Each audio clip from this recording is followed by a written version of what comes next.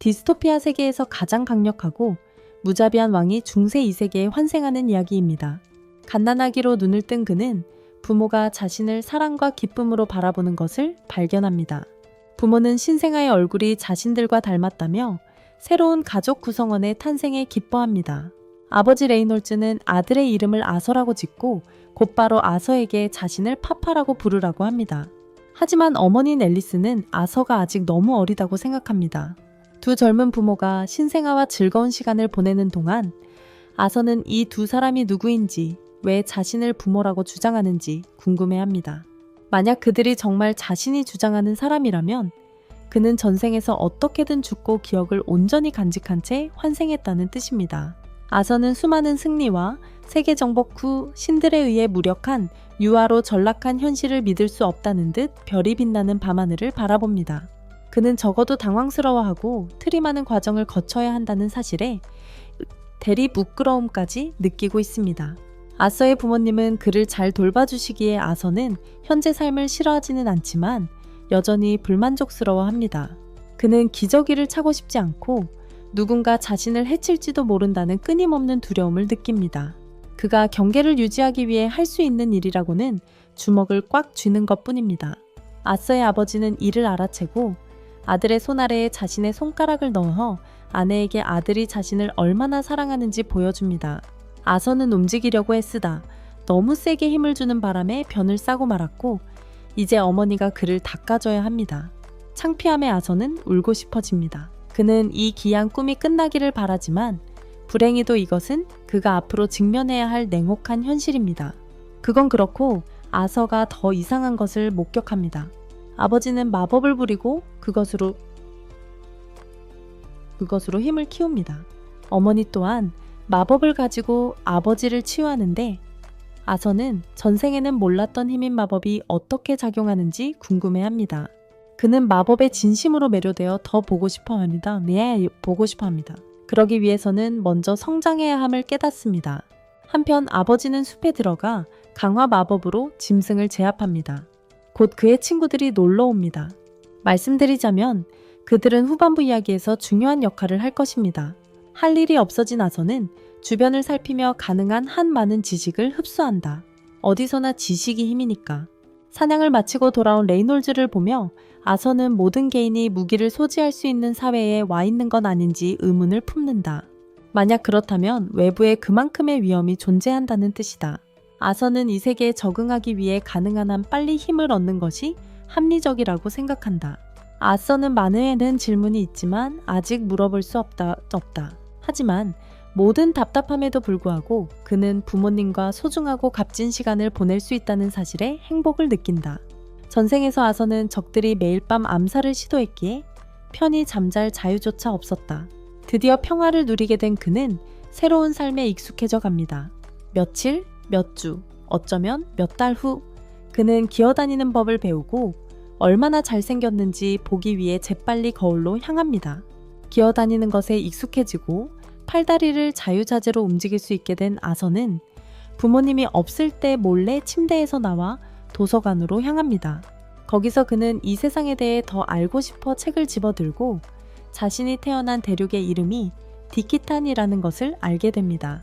디키탄에는 드워프들이 사는 다르브 왕국, 숲속 깊은 곳에서 엘프들이 다스리는 엘레누아르 왕국, 그리고 마지막으로 아서를 포함한 인간들이 사는 사핀 왕국, 세 개의 왕국이 있습니다. 아서의 나라는 군주제이지만 왕위는 상속됩니다. 이전 세계처럼 누구든 전임 국왕을 죽여 왕위를 찬탈할 수 있는 곳과는 다릅니다. 이 세계에 대한 기본적인 정보를 수집한 후 아서는 마법에 관한 책을 찾아 매우 귀여운 모습으로 선반에서 책을 꺼냅니다. 책을 선반에서 꺼낸 아서가 이전 삶이 지금보다 얼마나 더 발전되었는지 회상하기 시작합니다. 그가 선반에서 꺼낸 책은 그 이유를 이해하게 해줄 것이었습니다. 그는 마법, 이 세계 사람들이 만화라고 부르는 것을 배우려고 합니다. 이는 대대로 전해 내려오는 것이며 100명 중 1명에게서만 볼 수 있습니다. 게다가 세상에는 만화의 형태가 두 가지뿐인데 하나는 만화로 신체 능력을 강화하는 증폭이고 다른 하나는 만화를 투사하여 마법사가 원하는 대로 조종하는 소환입니다. 이를 읽으면서 그는 어머니의 능력을 떠올립니다. 분명히 어머니는 소환사입니다. 만화를 가진 모든 사람은 만화 코어를 가지고 있으며 대부분의 마법사들은 사춘기 초기에 이것을 활용합니다. 그리고 이를 잘 활용하고 숙달하면 마법사가 될 수 있습니다. 이를 읽은 아서는 자신이 매우 잘 알고 있는 개념인 카이와 비슷하다고 생각합니다. 하지만 그는 쿵푸를 배우고 싶어하는 자신에게 그 지식이 무기가 될지 회의적이었다. 그때 그는 내면의 깨달음을 얻으려는 순간 어머니인 앨리스가 그를 방해해야 한다. 그녀는 그를 꼭 껴안고 자세히 살핀다. 처음에는 자신의 속임수가 들킨 줄 알았지만 곧 그가 변을 봤다는 것을 알게 된다. 사실이었다. 앨리스가 기저귀를 갉는 동안 악취 속에서 아서의 몸은 점점 감옥처럼 느껴지며 그는 절망한다.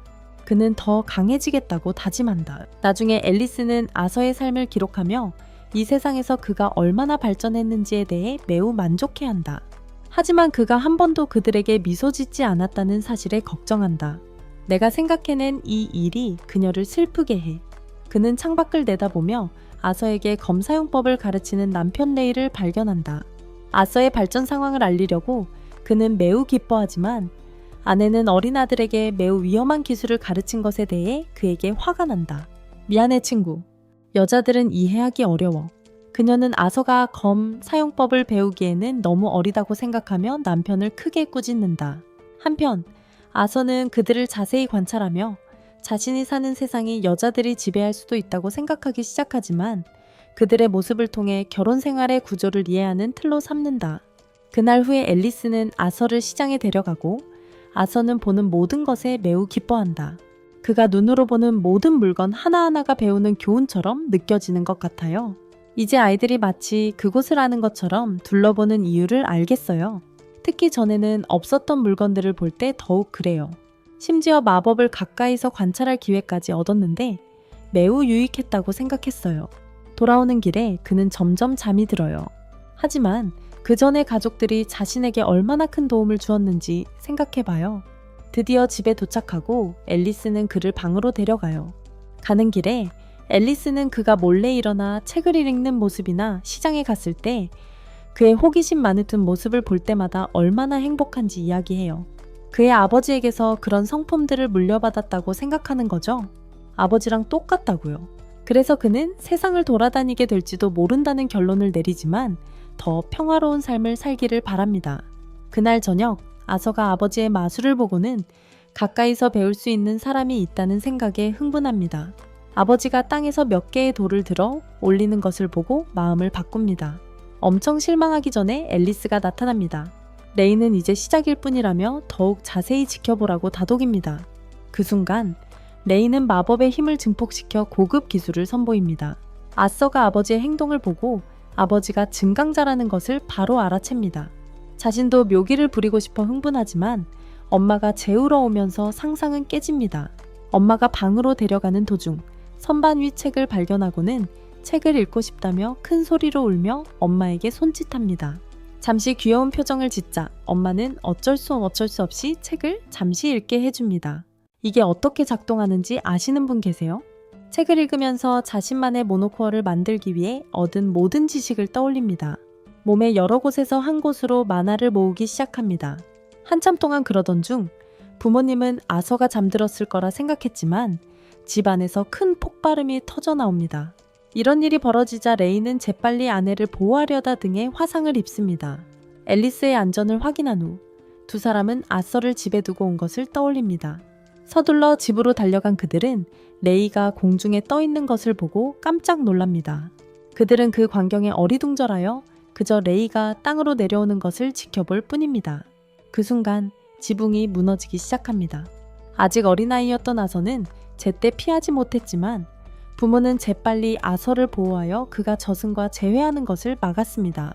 곧 그들은 모두 눈물을 터뜨렸고 아서는 앨리스와 레이가 자신을 지키기 위해 최선을 다할 것이라는 것을 깨달았습니다. 과거의 삶에서는 결코 얻지 못했던 안정감이었습니다. 그레이 왕으로 알려졌던 아서의 과거를 엿볼 수 있습니다. 당시 왕실 시종이 그를 암살하려다 발각되었습니다. 법에 따라 그 남자는 아무런 질문 없이 처형되어야 했습니다. 하지만 왕의 측근들은 그를 그의 가족과 함께 고향으로 추방하기로 결정했습니다.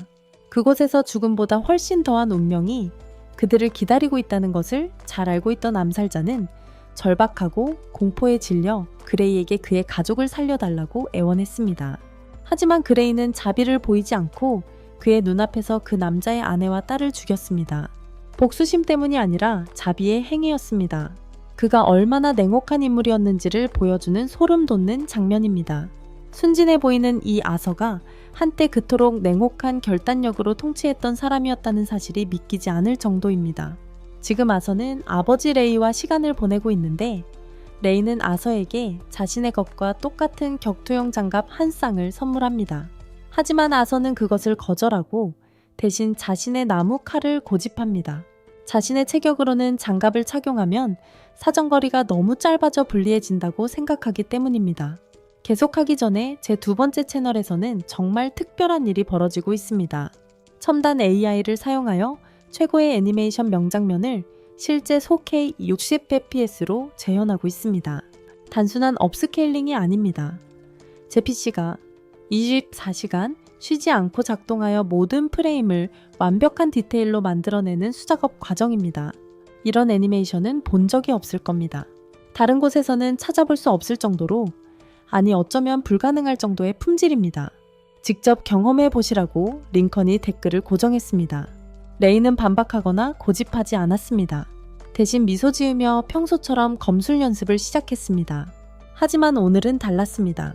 중간에 아서가 검의 만화를 주입하는 법을 익혔다고 밝히며 그 갑작스러운 공개와 함께 레이의 무기를 완전히 무력화시켰습니다.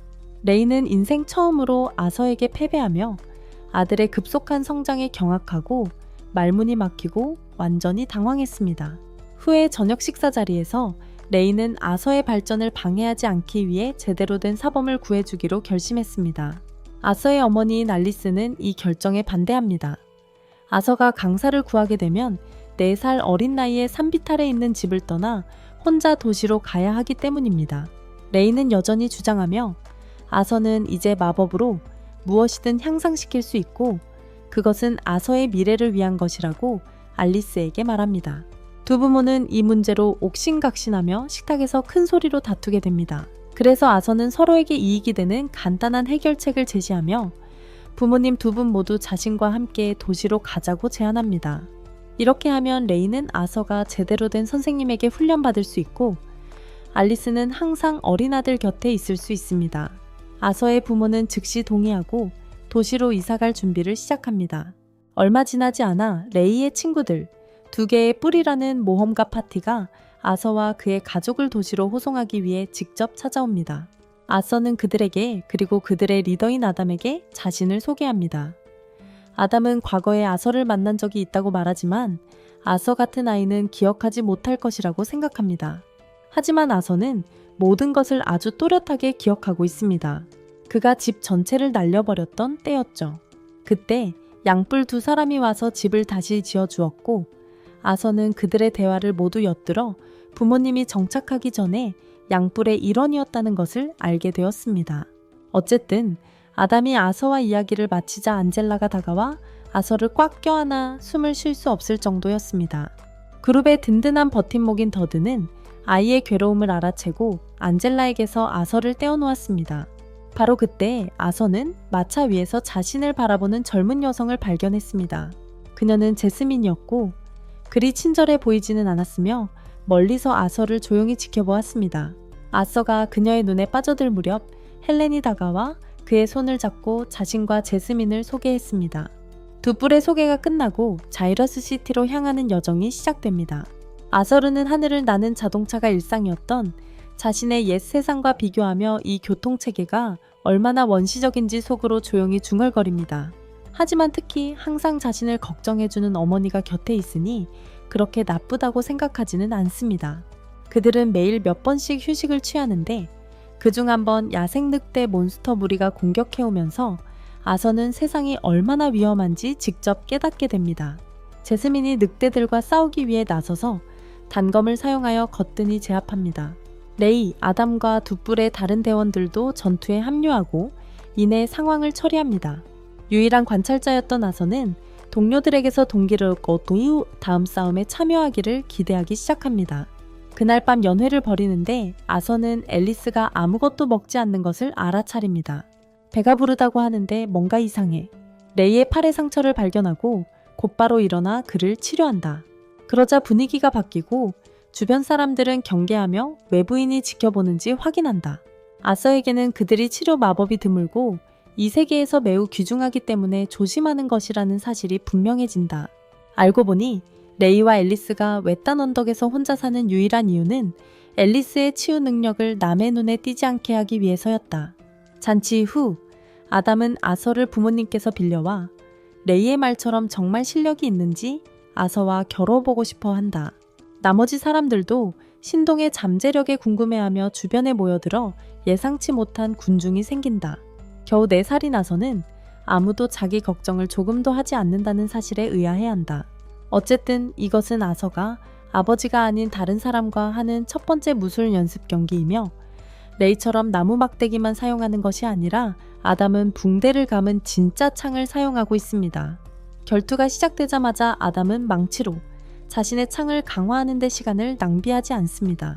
아서는 같은 방식으로 대응하지만 한 단계 더 나아가 발에 만화를 주입하여 속도를 극적으로 높입니다.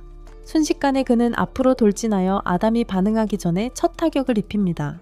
바로 그 후 그는 아담의 다리 사이를 깔끔하게 미끄러져 거리를 두고 그의 놀라운 속도와 정확성에 모두들 말문을 잃습니다. 싸움은 더욱 치열해지고 그들은 정면으로 충돌하지만 힘의 차이는 부인할 수 없게 됩니다. 아서는 원초적인 힘이 없어 아담의 공격에 완전히 그리고 말 그대로 날아가 버립니다. 충격으로 그는 날아가 버리고 현재 자신의 몸이 직접적인 전투에는 얼마나 가볍고 연약한지를 즉시 깨닫습니다. 앙젤라가 바람 마법으로 아서의 낙하 속도를 줄여 땅에 세게 부딪히지 않도록 부드럽게 내려앉게 했다. 더드는 곧바로 다가와 어린애에게 너무 심하게 굴었다며 아담을 나무랐다. 애초에 잔디에 자제하라고 했던 것을 상기시키며 아담은 양손을 들며 변명했다. 아서의 기술에 완전히 속수무책이었기에 흥분했을 뿐이라고. 속으로는 레이가 이 아이를 4살짜리 괴물로 만들기 위해 어떤 지옥 같은 훈련을 시켰을까 궁금해했다. 옆을 돌아보니 제스민이 이상하다는 듯이 자신을 바라보고 있었다. 제스민은 그가 어떻게 그런 기술을 썼는지 궁금해하며 자신에게도 가르쳐달라고 애원했다. 제스민의 표정이 굳은 것을 보고 아담은 그녀가 원하는 것을 얻을 때까지 포기하지 않을 거라는 결론을 내렸다.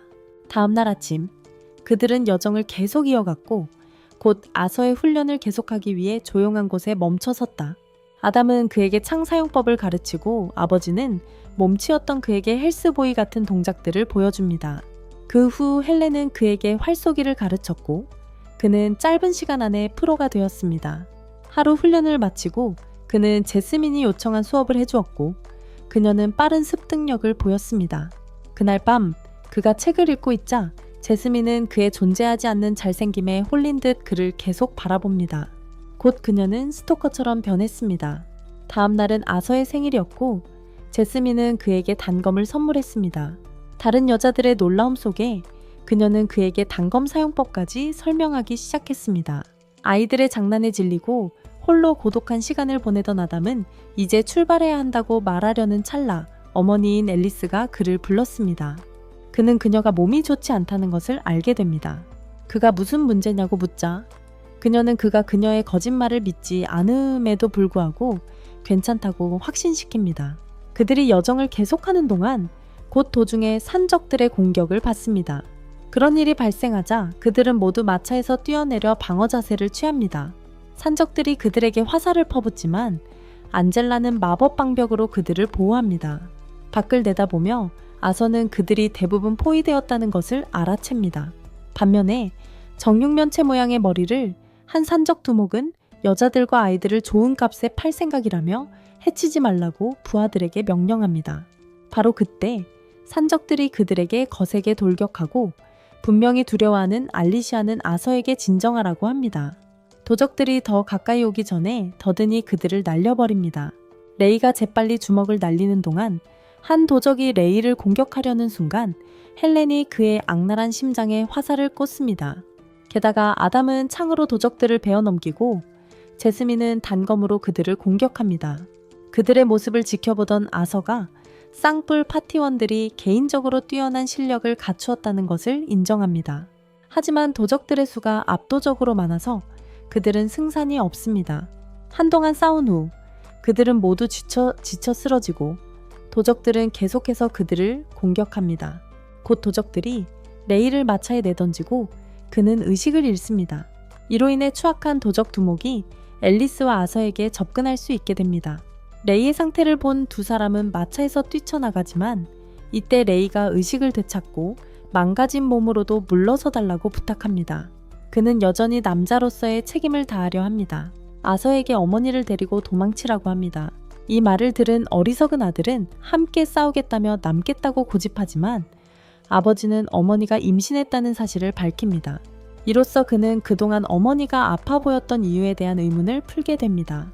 한편 레이는 아서에게 즉시 떠나라고 부탁하며 아서가 어머니와 태어나지 않은 동생을 지켜줄 것이라고 믿는다고 말합니다. 아서는 서둘러 알리시아를 잡고 그녀와 함께 도망칩니다. 화가 난 거구의 산적 두목은 부하들에게 그들을 막으라고 명령합니다. 하지만 아서와 알리시아가 붙잡힐 것 같던 순간 레이가 그들에게 달려듭니다. 아담과 제스민은 도망칠 길을 만들어주기 위해 산적들에게 칼을 던집니다. 곧 파티원들은 모두 손을 맞잡고 아서와 알리시아의 탈출을 돕고 그들은 산적들과 맞서 싸웁니다. 도망치는 동안 아서는 한때 많은 영혼을 훔쳤던 자신이 이제 자신의 영혼을 빼앗길까 두려워하는 존재가 된 것을 회상합니다. 그 생각만으로도 그는 분노합니다. 하지만 그의 작은 발은 할 수 있는 일이라고는 필사적으로 도망치는 것뿐입니다. 한참을 도망친 후 아서는 산에서 날아오는 공격을 감지하고 위를 올려다보니 수상한 남자가 마법으로 그들을 공격하려는 것을 봅니다. 그는 즉시 어머니를 밀치고 그 과정에서 마법에 맞아 균형을 잃고 산에서 떨어집니다. 저승으로 향하는 길, 그는 혼자가 아니기를 간절히 바랍니다. 자스민이 준 끈 달린 단검을 이용해 적에게 던집니다. 단검이 적의 다리에 걸리면서 산꼭대기에서 끌어내립니다. 한편 듀어딘과 안젤라는 마법으로 아서를 구하려 하지만 아서가 너무 멀리 떨어져 있어 땅에 떨어지기 전에 도착하지 못합니다. 땅으로 떨어지면서 아서는 자신의 삶을 되돌아봅니다. 어머니는 산꼭대기에서 손을 뻗어 아서를 붙잡으려 합니다. 아들을 잃을까봐 눈물을 흘리는 어머니와 달리 아서는 자신의 목숨을 바쳐 가족을 지켰다는 성취감에 젖어 있습니다. 하지만 바라던 대로 형이 되지 못한다는 슬픔도 느낍니다. 놀랍게도 아서는 추락에서 살아남아 거대하고 사나운 괴물 앞에서 눈을 띱니다. 이로 인해 그는 엄청나게 무서워합니다. 계속하기 전에 제 두 번째 채널에서는 정말 특별한 일이 벌어지고 있습니다. 첨단 AI를 사용하여 최고의 애니메이션 명장면을 실제 4K 60fps로 재현하고 있습니다. 단순한 업스케일링이 아닌 제 PC가 24시간 쉬지 않고 작동하여 모든 프레임을 완벽한 디테일로 표현하는 수작업 과정입니다. 이런 애니메이션은 본 적이 없을 겁니다. 다른 곳에서는 찾아볼 수 없을 정도로 어쩌면 불가능할 정도의 품질입니다. 직접 경험해 보시려면 링컨이 고정한 댓글을 확인하세요. 괴물의 모습에 아서가 완전히 겁에 질려 말을 잇지 못합니다. 아서가 괴물이 자신을 여기로 유인했다고 의심하며 공격하려 하지만 그녀는 손가락 하나 까딱하는 동작으로 그를 가볍게 밀쳐냅니다. 그녀는 자신이 아서의 적이 아니라고 안심시키며 일어서서 스스로 기른 신비로운 식물에서 마법의 열매를 따서 아서에게 먹입니다. 아서의 상처 치료에 필요한 음식과 영양분을 공급하려는 것입니다. 아서는 무시무시한 괴물이 자신에게 마치 다정한 어머니처럼 대해주는 것이 믿기지 않습니다. 그녀의 의도를 의심하지만 상처 때문에 움직일 수 없을 정도로 고통스러워 걷잡을 수 없이 울음을 터뜨립니다. 괴물 여자는 아서의 모든 질문에 답해주겠다고 약속합니다. 아서는 그 기회를 잡고 음식을 먹습니다. 조건이 충족되자 아서는 부모님의 안전을 묻고 그녀는 자신은 동굴을 나갈 수 없지만 공간인식 능력으로 아서의 가족이 며칠 전 산적들을 모두 물리치고 이곳을 떠났음을 확인했다고 말합니다. 아서는 엄마, 아빠, 그리고 곧 태어날 여동생이 무사하다는 말에 안도하며 목숨을 구해준 괴물 여자에게 감사를 표합니다. 그녀를 뭐라고 불러야 할지 그도 우리도 모릅니다. 그녀는 자신을 실비아라고 소개하고 실비아는 깊은 비밀을 숨기고 있는 것 같습니다. 아서르는 실비아의 보살핌 아래 며칠을 보내며 계속 과일을 먹습니다. 과일은 그의 회복을 가속화하여 상처를 완전히 치유합니다. 이제 움직일 수 있게 된 그는 집으로 돌아가고 싶어 합니다. 하지만 실비아에 따르면 그들은 치명적인 짐승과 산적들의 영토에 있습니다. 그리고 아서가 혼자 간다면 하루도 버티지 못할 것입니다. 그럼에도 실비아는 이 아이가 가족과 헤어지는 것을 볼 수 없어 그를 떠나보낼 방법을 생각해냅니다. 남은 마법의 힘을 사용하여 차원의 균열을 열 준비를 시작합니다. 한편 아서는 검술 연습에 매일매일을 보냅니다. 그는 흉측하게 생긴 괴물인 그녀가 자신에게 무슨 비밀을 숨기고 있는지, 왜 자신에게 그렇게 다정한지, 가슴에 난 구멍의 이유는 무엇인지 끊임없이 궁금해합니다.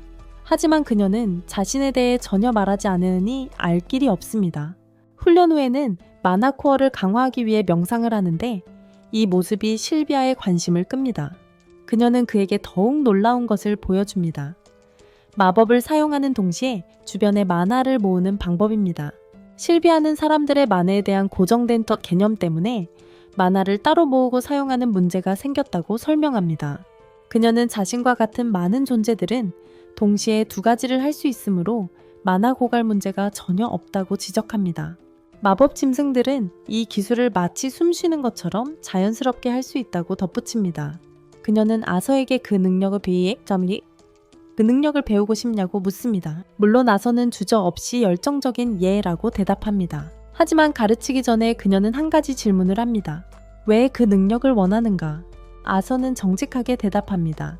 그 힘을 얻으면 더 강해지고 그 힘으로 사랑하는 사람들에게 해를 끼치려는 자들에게 죽음을 가져다 주고 싶다고 말합니다. 순진한 그의 대답에 또 한 번 이 말을 탁 칩니다. 실비아는 그가 실패했다고 말합니다. 그녀는 증오심에 찬 사람에게는 가르치기를 거부합니다.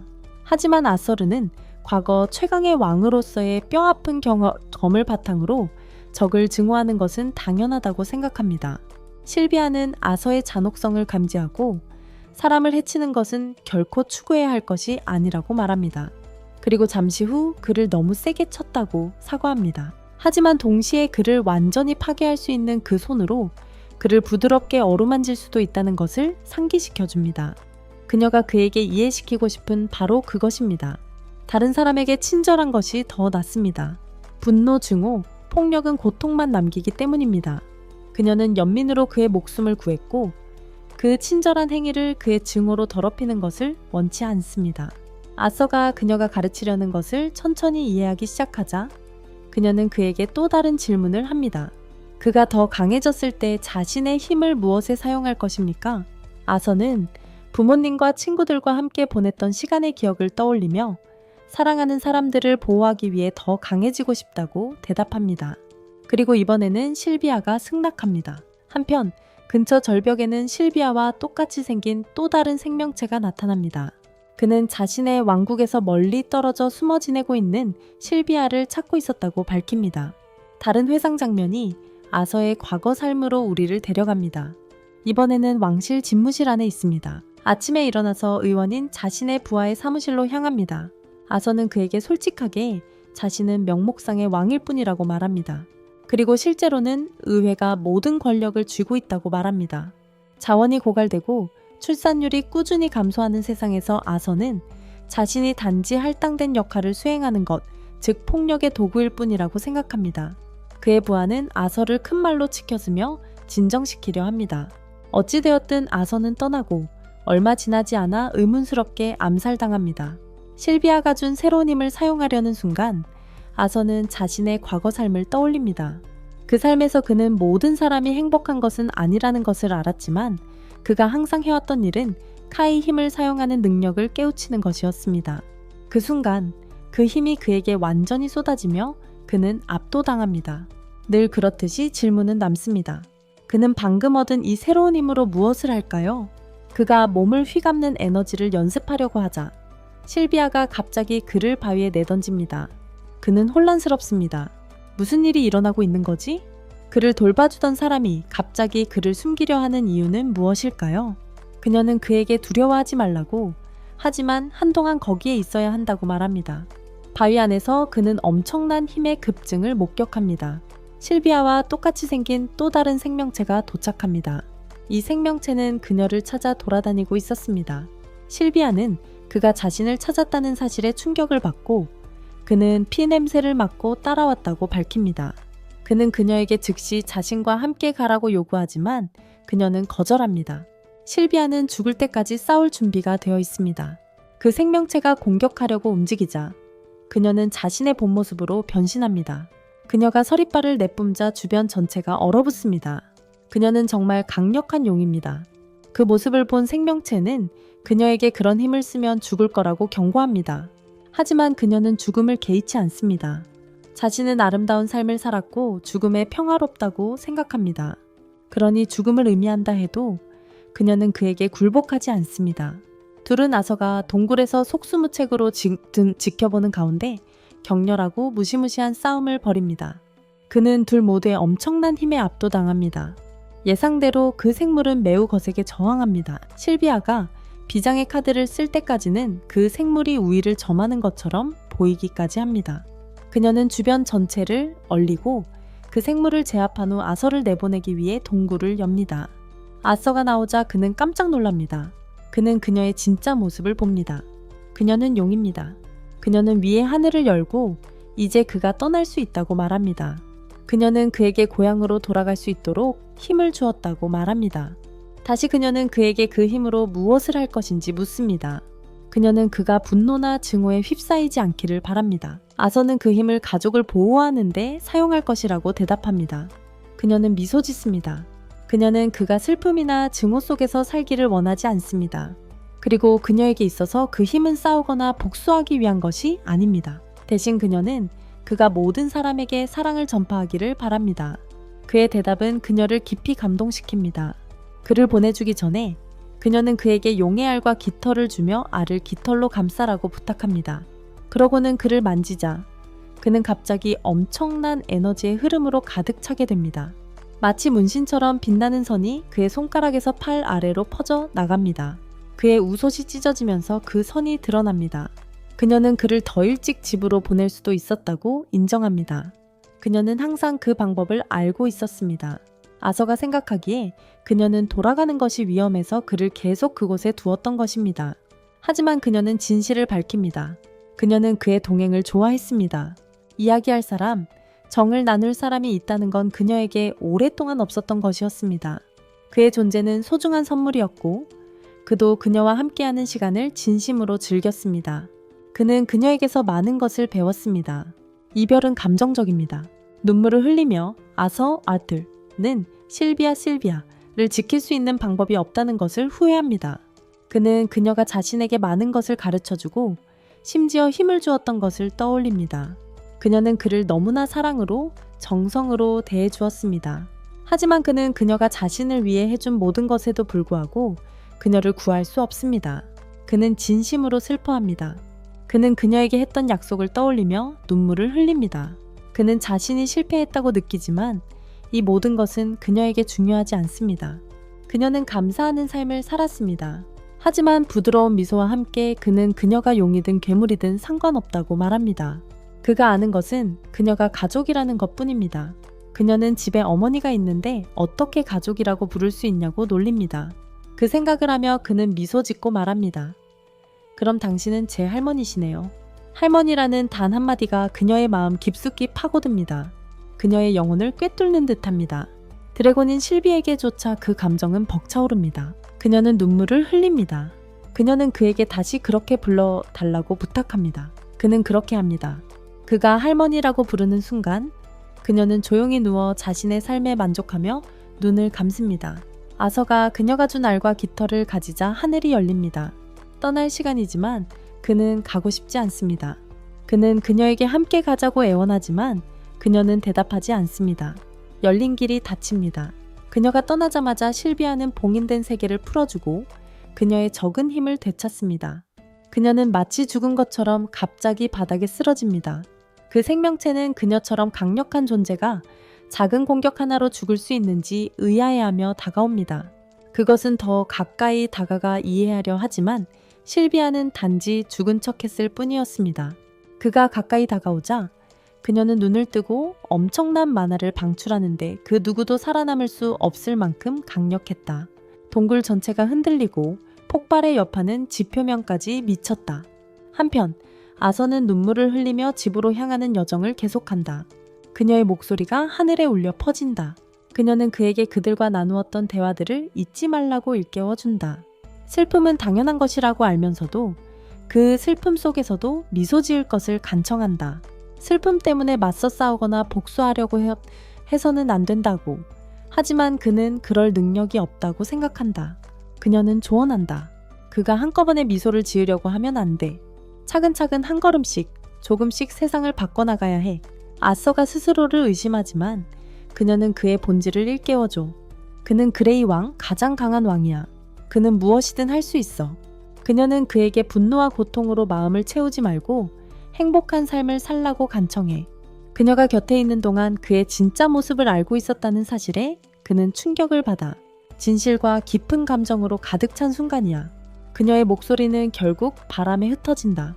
이제 지상으로 돌아온 아서는 그녀의 선물을 조심스럽게 가방에 넣는다. 새로운 결의와 힘으로 그는 집으로 향한다. 한 걸음씩 미소로 세상을 바꾸겠다는 의지를 가지고. 이러한 결의는 오래갈까?